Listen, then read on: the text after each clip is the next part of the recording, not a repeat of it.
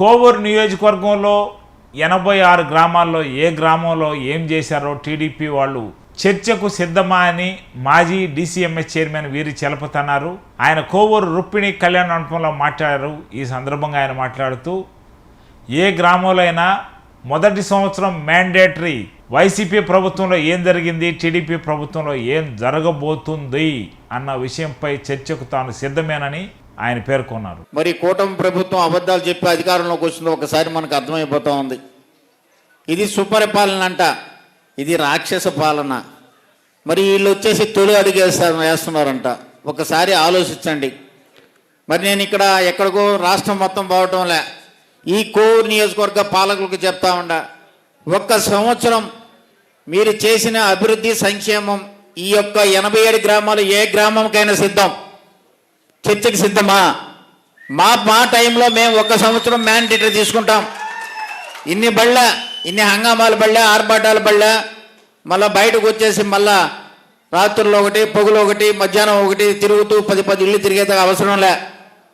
గతంలో మీరు ప్రభుత్వం అధికారంలోకి వచ్చిన తర్వాత ఒక్క సంవత్సరంలో మీరు చేసిన అభివృద్ధి సంక్షేమం మేము 2019లో జగన్మోహన్ రెడ్డి గారి నాయకత్వంలో కోవూరు నియోజకవర్గంలో ప్రసన్న కుమార్ రెడ్డి నేతృత్వంలో జరిగినటువంటి అభివృద్ధి సంక్షేమానికి సిద్ధమా?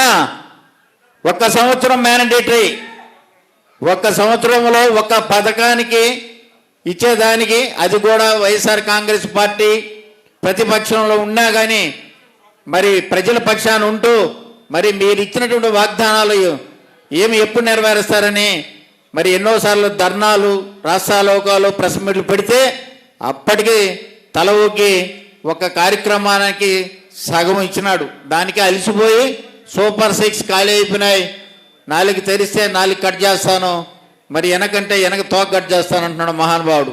ఒకసారి ఆలోచించి చూడండి.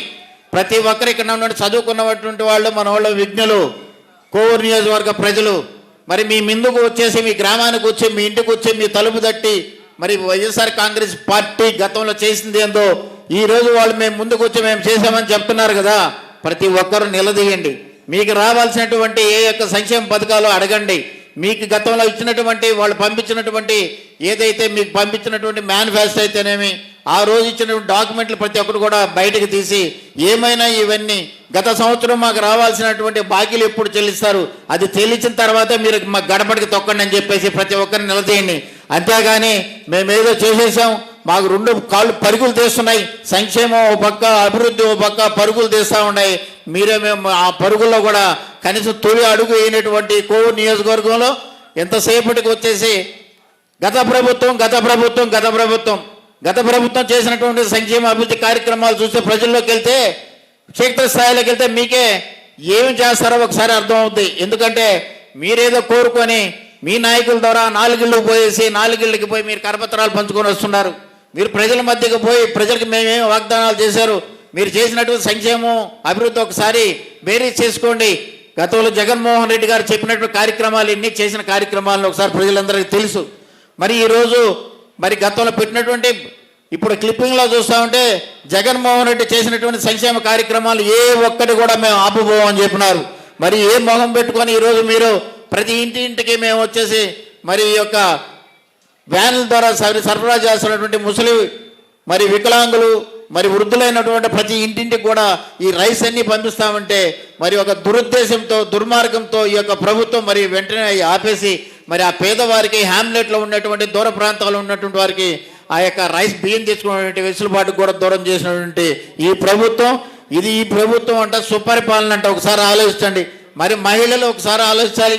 అన్ని అబద్ధాలు చెప్పారు. మహిళలకి ఉచిత బస్సు అన్నారు, 3 సిలిండర్లు అన్నారు, మరి తల్లికి వందనం అన్నారు, మరి ఆడపిల్లలకి 18 సంవత్సరాలు నిన్న వాళ్ళకి మళ్ళా మరి 1500 అన్నారు, మరి 50 సంవత్సరాలు నిలిపిన వాళ్ళకి పెన్షన్ అన్నారు. ఇవన్నీ కూడా లెక్కేసుకుంటే లక్షల రూపాయలు ప్రతి ఇంటికి రావాల్సిన పరిస్థితి ఉంటుంది. కాబట్టి ఏ ఒక్కరు కూడా, ప్రతి ఒక్కరు మన కార్యకర్తలు అయితేనే, నాయకులు అయితేనే, స్థానిక సంస్థల ప్రజాప్రతినిధులు ప్రతి ఒక్కరు కూడా రేపు జరగబోయే కార్యక్రమంలో చురుగ్గా పాల్గొని మన నాయకుడు, మన జగన్మోహన్ రెడ్డి, మన వైఎస్ఆర్ కాంగ్రెస్ పార్టీ కోవూరు నియోజకవర్గంలో నల్లపురి ప్రసన్న కుమార్ రెడ్డి చేసిన సేవలను మరొకసారి గుర్తు చేసుకుంటూ, మనం ఇచ్చిన సంక్షేమ అభివృద్ధిని మరొకసారి నివృత్తి చేస్తూ, మరి గత ప్రభుత్వానికి ఈ ప్రభుత్వానికి కంపేర్ చేస్తూ మరి ఎన్ని విధాలుగా మోసం చేసినటువంటి ఈ యొక్క ప్రభుత్వానికి ప్రజల్ని పరిపాలించే హక్కు వీళ్ళకి లేదు. ప్రజల పట్ల ప్రేమ అనురాగం వీళ్ళకి లేదు. ఎందుకంటే వీళ్ళు ఈవీఎంల ద్వారా ఎన్నికైనారు కాబట్టి, మరి ఈవీఎంల ద్వారా ఎన్నికైనా కాబట్టి ప్రజలకు మనం ఎందుకు చేయాలి సంక్షేమం? మనం వచ్చి అమరావతి అడ్డగా పెట్టుకొని అమరావతి గ్రాఫిక్స్తో కొన్ని కోట్ల రూపాయలు అప్పులు తెచ్చుకొని, అప్పులు ఏమి తక్కువ తెచ్చుకోవాలి, 1,47,620 కోట్లు అప్పు తెచ్చుకొని ఈ రోజు కూడా మరి కూటమి ప్రభుత్వం పాలకులు పంచుకుంటున్నారు. కానీ ఏ యొక్క పేద బడుగు బలహీన వర్గాల వరకు సంక్షేమ కార్యక్రమం చేపట్టడం ఈ ప్రభుత్వానికి తప్పకుండా మనం రేపు రాబోయే రోజుల్లో మన ప్రతి ఒక్క క్షేత్రస్థాయిలో గ్రామ స్థాయిలో ప్రతి ఒక్క కార్యకర్త కూడా కదం తొక్కి మరి మీరు ప్రతి ఒక్క గడపకెళ్ళి